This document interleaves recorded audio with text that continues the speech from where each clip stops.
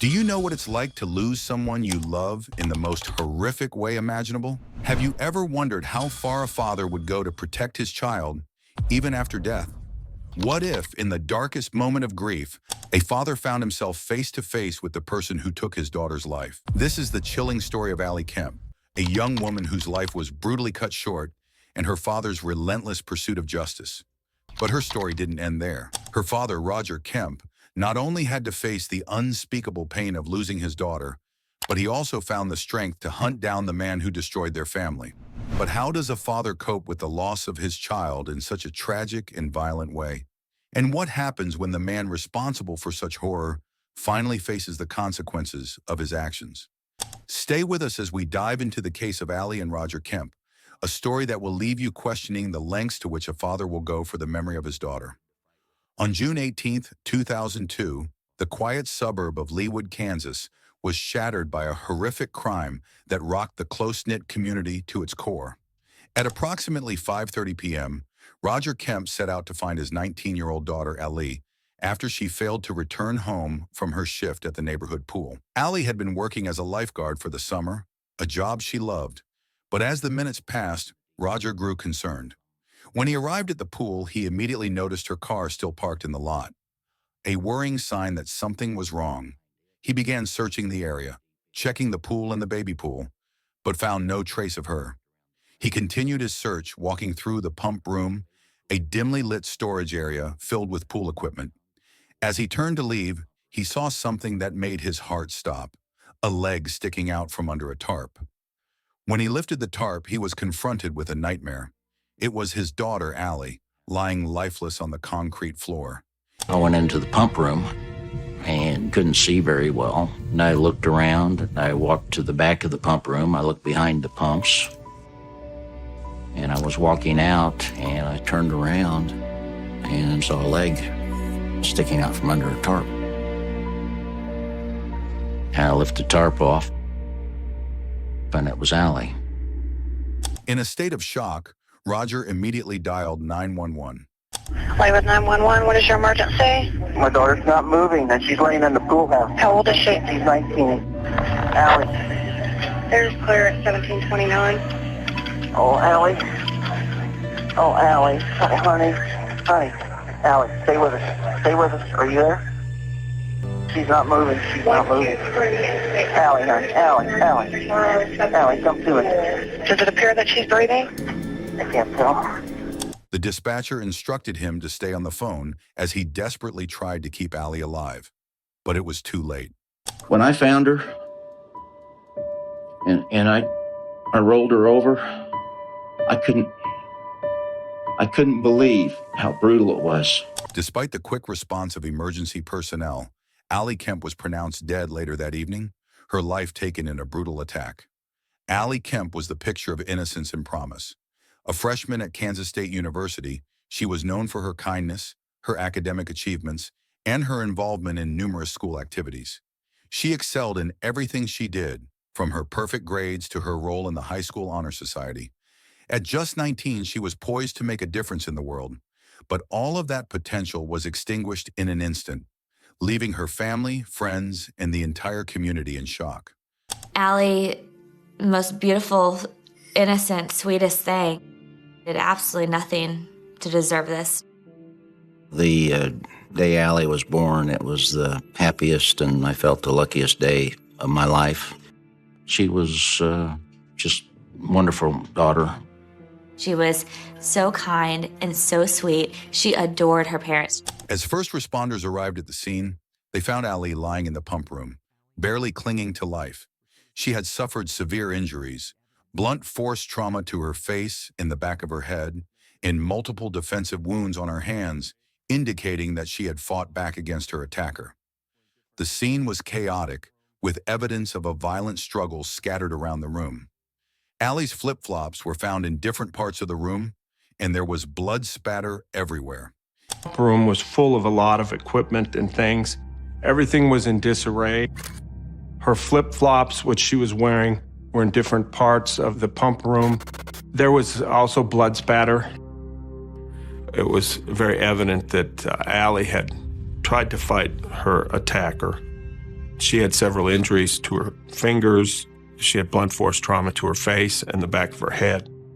We don't know by just looking at the blood stains. Is it all victims' blood? Could it be the suspect's blood? The evidence suggested that Ali had put up a desperate fight before being overpowered by her killer. At the hospital, Ali's parents, Roger and his wife, watched in agonizing suspense as doctors fought to save their daughter. But despite their best efforts, Ali's injuries were too severe. She was pronounced dead shortly after arriving at the hospital. Her parents, devastated by the loss of their beloved daughter, were left to cope with an unimaginable tragedy. All her friends and all the people from all over the city were showing up at the hospital. We were just waiting and hoping, and just thought some chance she'd pull through. Doctor and a nurse came out, and the doctor worked on her, and they tried and said she was gone. Ali Kemp was only 19 years old, and her death left a hole in the hearts of everyone who knew her. The news of Ali's murder spread quickly through the community, and the outpouring of grief was overwhelming. Our hearts were broken beyond what anyone could ever imagine. It's just the most awful feeling in the whole world. We went from the hospital to the funeral home, and they took Ali to the morgue. You're dealing with something you don't want to be dealing with, but I went to the morgue and I spent the night at the morgue with Ali, and I wasn't going to let her be alone. Neighbors, friends, and even strangers gathered at the pool where Ali had worked, leaving flowers and paying tribute to the young woman whose life had been so violently cut short. The entire town was in disbelief. How could something like this happen in their peaceful, safe community? The thought of a killer roaming free sent a chill through the residents of Leawood. "There's a monster loose in our community, and we need to get him off the streets," one of Ali's friends said, echoing the fears of many. And I hope they find him, the guy that did it, and I hope she didn't suffer long. I have 2 kids, a little boy and a little girl, It makes, it's hard to explain, how a mother feels. Everybody knew Ali. She was so popular. They just couldn't believe what had happened. There is a monster loose in our community, and we need to get him off the streets. Roger Kemp, devastated but determined, became a tireless advocate for justice. He appeared on television, speaking publicly about his daughter's murder and urging anyone with information to come forward. His grief, though raw and all-consuming, fueled his determination to find Ali's killer. "I wanted this guy," Roger said. "He started a fight with my daughter, but I was going to finish it." Despite his pain, Roger's resolve was unshakable. He would not rest until the person responsible for his daughter's death was brought to justice. The first time I met Roger Kemp, his face was just the portrait of pain. The first week was just one long, horrendous day. Your mind runs everywhere. Who was it? How could this happen? Who could have done something like this? How you're going to ever get this predator tracked down? You have a choice whether you can stay in bed and pull the covers over your head, or you get out and try to make something happen. I had to keep moving. Well, I wanted this guy, and I'd made a determination that he had started to fight with Ali, but I was going to finish it. I remember thinking Roger Kemp was an amazing father because he was so driven to find who did this to his daughter. He was such a warrior and a champion for Ali. Meanwhile, investigators worked tirelessly to piece together the events leading up to Ali's murder. The crime scene provided some crucial evidence. DNA found at the scene matched that of a male, but a search of criminal databases yielded no results. As the investigation progressed, law enforcement eliminated those closest to Ali, including her family, friends, and boyfriend, Phil. Ali had called Phil around 2:50 p.m. on the day she was killed, just a few hours before her body was found. Phil, who also worked at the pool, was devastated by her death. He cooperated with the investigation, providing a DNA sample and answering questions about his whereabouts. Police cleared him of any involvement, but he was one of the last people to see Ali alive. Phil was 19 years old, and he and Ali had been dating for about 5 years. He loved her deeply, and their relationship was one that many admired. On the day of her tragic death, Phil had been at work at another pool, far from the one where Ali was stationed as a lifeguard.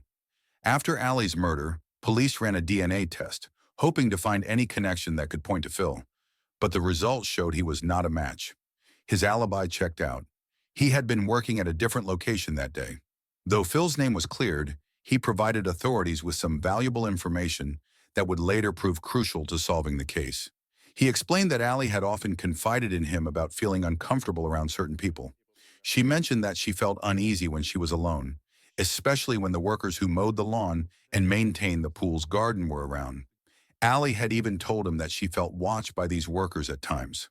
On the day of her death, she had asked Phil to stay a little longer after his shift, specifically because the lawn care workers were still there. Phil agreed to stay so that Ali wouldn't be alone, but by around 2:15 p.m., she told him that the workers had left so he could go. This moment marked the last time Phil would speak to Ali before she was murdered. Meanwhile, the investigation into Ali's death was gaining momentum. Police spoke with two of the lawn care workers who had been present that day, and they revealed some disturbing information. They reported seeing a tan, 1980s Ford pickup truck circling the parking lot multiple times before speeding off. Even more troubling, the day before Ali's murder, 3 witnesses claimed to have seen a man hiding in the bushes near the pool. He was described as a white male, likely in his 30s, balding with a little hair and carrying a camera. This man appeared to be watching the girls at the pool, and his presence seemed to suggest something far more sinister than a mere passerby. As the investigation continued, police uncovered a vital piece of information. It was revealed that one of the last phone calls Ali made that day had been to a friend of hers. Ali had asked her to come to the pool because she was now alone and felt uncomfortable. Around 3:15 p.m., the friend arrived at the pool but did not immediately get out of her car. She honked her horn to alert Ali to come out, but when she looked toward the pool's attendant table, she noticed a male figure standing there, a man she had never seen before. The stranger was a white male, likely in his 30s, with some hair but mostly balding, and he waved at her before nodding. The friend, mistaking him for Ali's boss, became nervous and immediately left. She later identified the man as someone she had never seen around the pool before. The police brought this description to a sketch artist who created a composite image of the man.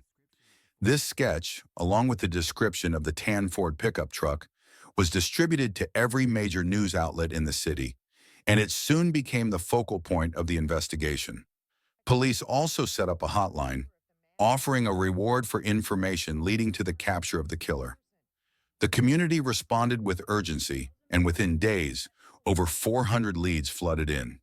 People across the area were vigilant, doing their part to help solve this horrific crime, but none of the tips seemed to lead to a solid suspect.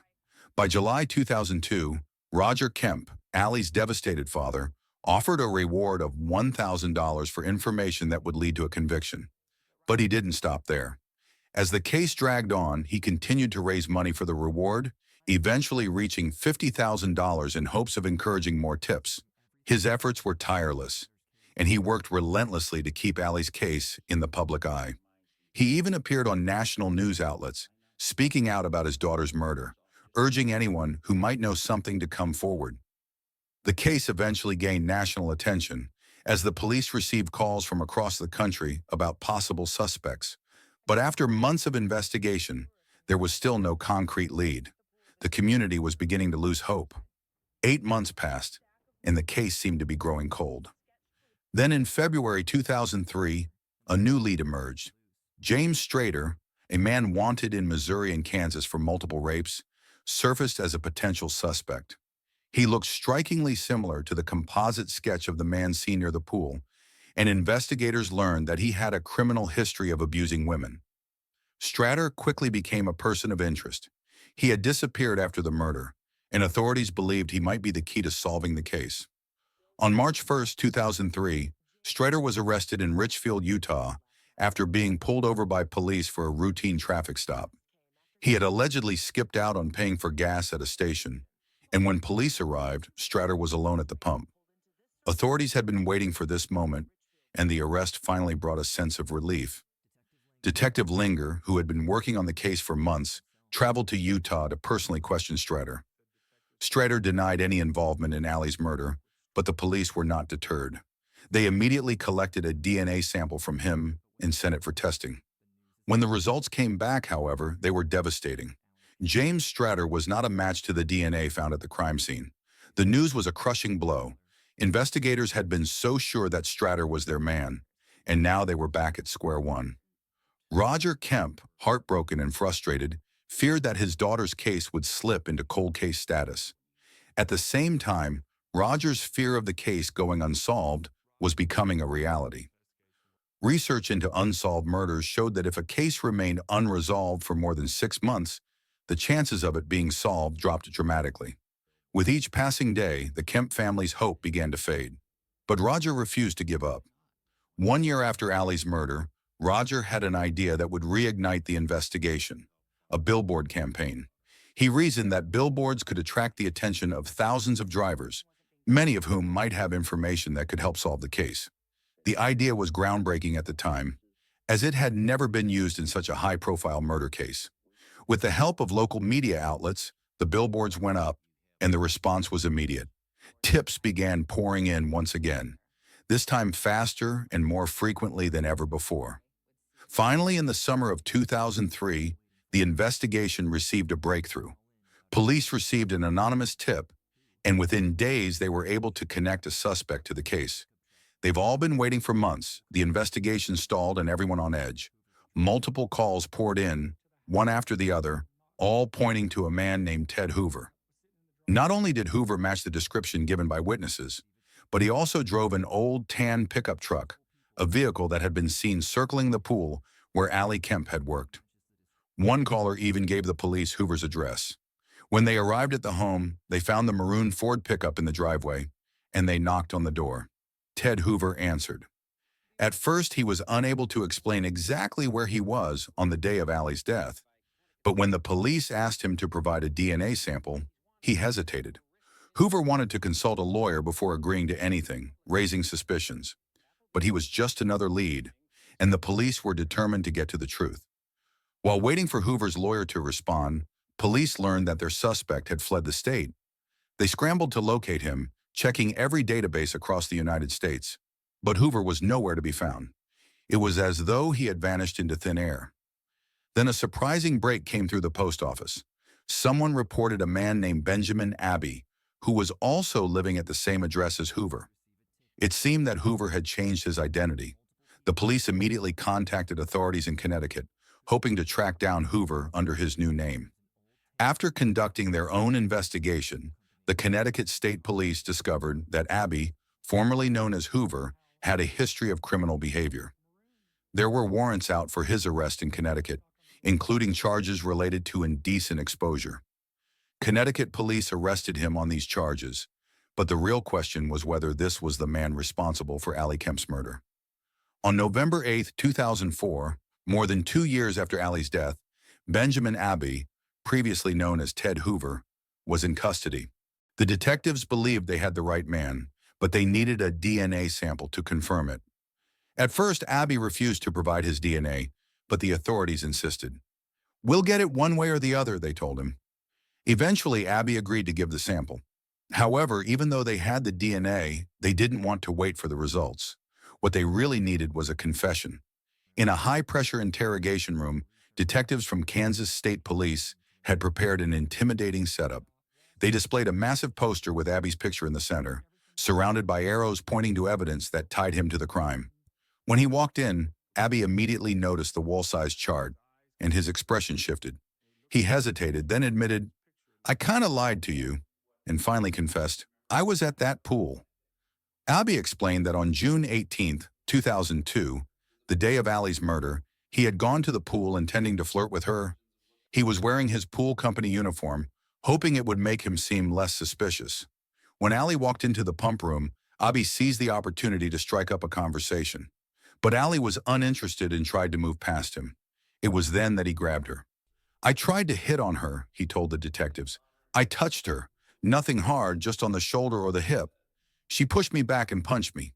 The situation escalated quickly, with Abbey growing more aggressive. He went on to describe how he physically overpowered Ali, stripped her clothes off, and attempted to assault her. When Ali struggled and fought back, Abbey lost control. hitting her repeatedly, not caring about the pain he was causing.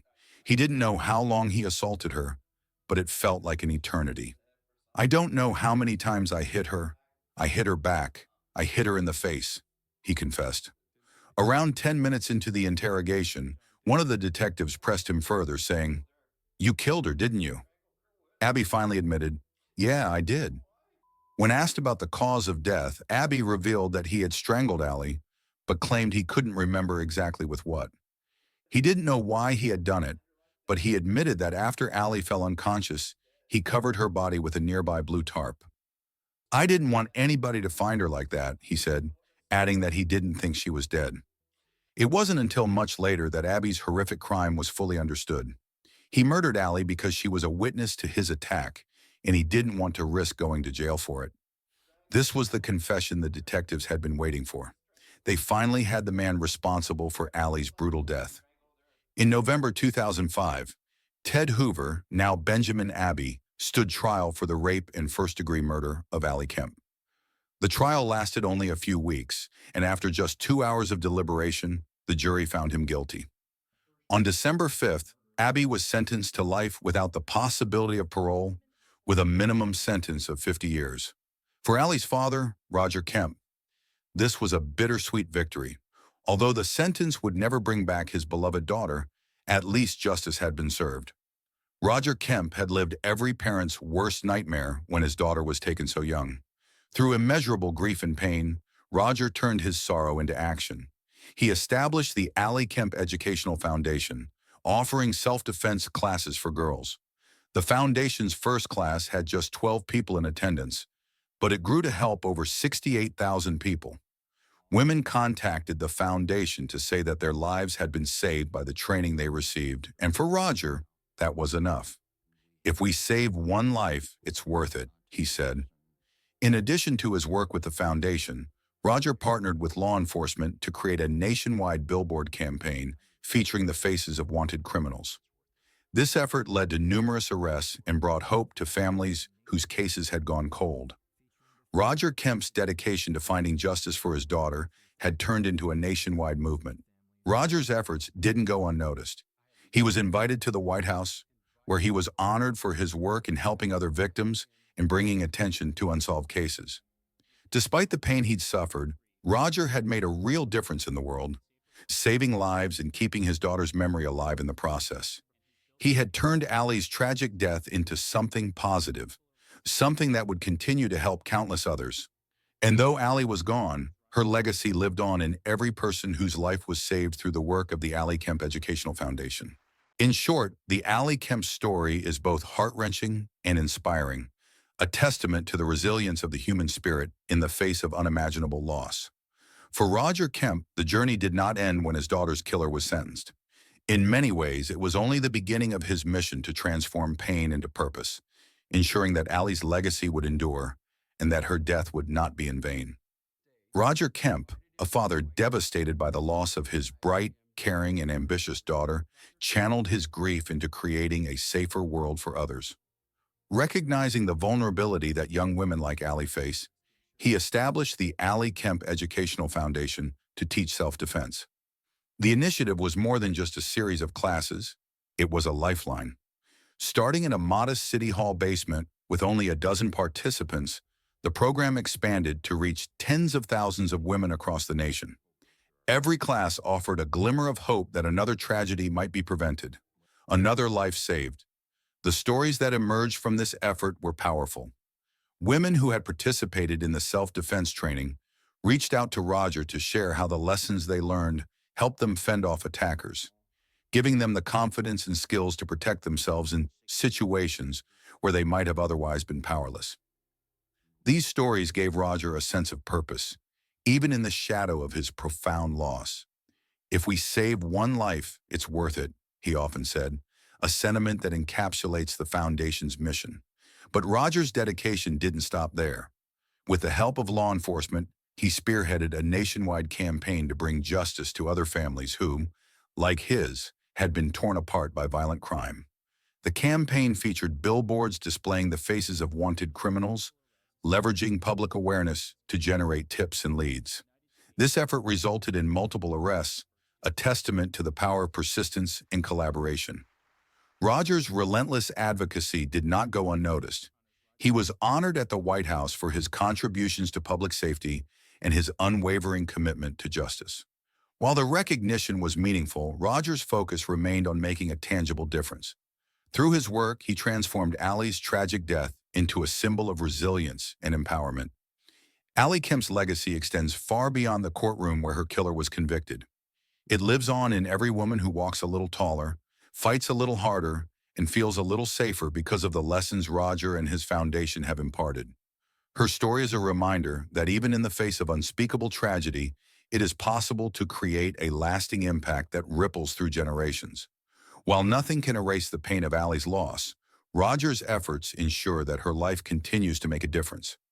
Ali's legacy is one of courage, compassion, and a determination to protect others. In that, she lives on, a beacon of hope and strength for countless women and their families. However, the story of Ali Kemp is one that lingers in the hearts of all who hear it. At its core, it is a tragic reminder of the darkness that exists in the world, but it also speaks to the extraordinary power of love and determination to bring light even in the bleakest moments. Roger Kemp, faced with a father's worst nightmare, refused to let Ali's life be reduced to a statistic. Instead, he ensured her legacy became a force for change. Through the Ali Kemp Educational Foundation, Roger transformed his grief into action, reaching tens of thousands of women across the United States with vital self-defense training. These classes were more than just lessons. They were acts of empowerment, teaching women how to protect themselves and fostering a sense of confidence that many lacked before. Testimonials poured in from participants, recounting how they used these skills to escape dangerous situations. Each story was a testament to the life-saving potential of Ali's legacy, providing Roger with a renewed sense of purpose. Roger's mission didn't stop at self-defense. His nationwide billboard campaign, created in collaboration with law enforcement, brought visibility to unsolved crimes and dangerous fugitives, leading to multiple arrests. The initiative was a groundbreaking effort that demonstrated the power of community engagement in seeking justice. For Roger, every captured criminal was another step toward preventing other families from enduring the same heartbreak. His dedication and perseverance earned him national recognition, including an invitation to the White House. But for Roger, the true reward was the lives saved and the lessons passed on in Ali's name. The foundation, the billboard campaign, and the thousands of women empowered through his work are all living embodiments of Ali's enduring impact. Though Ali Kemp was taken far too soon, her life continues to inspire and protect. Roger's efforts have ensured that her memory is a legacy of strength, compassion, and hope. Through his tireless work, Ali's story reminds us all that even in the face of profound loss, we can rise to create a safer, brighter future for others. That's all for this video. We hope you have found this video informative and interesting. What are your thoughts about this case? Let us know in the comments section. Make sure to subscribe to our channel and hit that bell icon for more interesting videos like this. Thank you for watching our video.